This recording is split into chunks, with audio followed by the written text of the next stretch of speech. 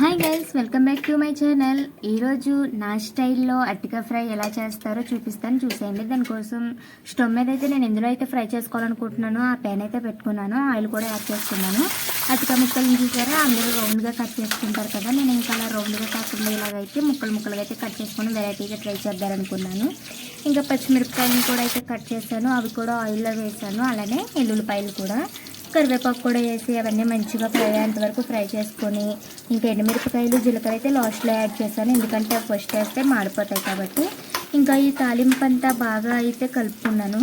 నాకు తాలింపు పెట్టేటప్పుడు చాలా భయం, అందుకని వీడియో కదులుకుంటూ తీశాను. మీకు ఎవరికైనా తాలింపు పెట్టినప్పుడు భయమో లేదో కామెంట్ చేయండి. ఇంకా నేను ఆల్రెడీ కట్ చేసి పెట్టుకున్నాను కదా, వాటిని అయితే వాటర్లో మంచిగా కడిగి 2-3 సార్లు ఇంకా వాటిని అయితే వేసాను. ఇంక నేనే వీడియో తీసుకొని నేనే కలపడం నాకు అసలు కుదరట్లేదు. ఇక అందుకని అలా చూపించి ఇంకా తర్వాత అయితే మంచిగా కలుపుకున్నాను. ఈ విధంగా మొత్తం ఆయిల్ అంతా అరటికాయ ముక్కలకి పెట్టేంత వరకు బాగా అయితే కలుపుకున్నాను. కలుపుకొని ఇంకా మూత పెట్టయితే ఒక 5 మినిట్స్ అయితే ఉడికించుకున్నాను. ఇలాగా మధ్య మధ్యలో కలుపుకుంటూ బాగా అయితే ఉడికించుకోవాలి. అరటికాయ కదా, అదైతే మొత్తం ఊపిరికి లాస్ట్లో అయితే అంటుకుపోతుంది.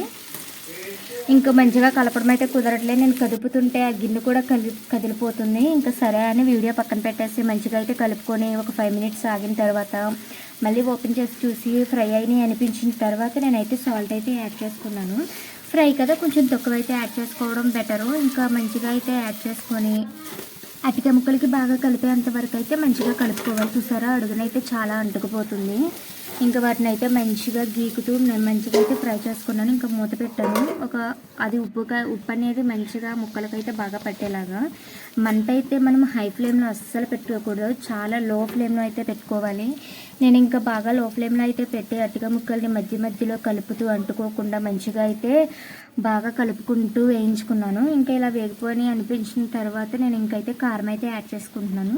మీరు స్పైసీ తినకపోతే పచ్చిమిరపకాయలు తక్కువ వేసుకోవచ్చు, అలానే కారం కూడా తక్కువ వేసుకోవచ్చు. మేము స్పైసీ తింటాం కాబట్టి నేను ఇంకా పచ్చిమిరపకాయలు ఎక్కువే యాడ్ చేశాను. అలానే కారం కూడా నేను కొంచెం ఎక్కువగానే అయితే యాడ్ చేసుకున్నాను. ఈ విధంగా యాడ్ చేసుకున్న తర్వాత దీన్ని అయితే మంచిగా కలుపుకున్నాను. ఇంకా బాగా కలిపి అదైతే బాగా ఫ్రై అయ్యేంత వరకు అయితే బాగా ఫ్రై చేసుకోవాలి. అప్పుడే టేస్ట్ అయితే కారం పచ్చివాసన లేకోకుండా చక్కగా అయితే సరిపోతుంది. మూత పెట్టి కొంచెంసేపు అయితే నేను ఇంకా లో ఫ్లేమ్లో అయితే బాగా అయితే ఫ్రై చేసుకున్నాను. ఇలా ఫ్రై చేసుకున్నది ఫ్రై అయిందా లేదా అని మంచిగా అయితే కలుపుకున్నాను.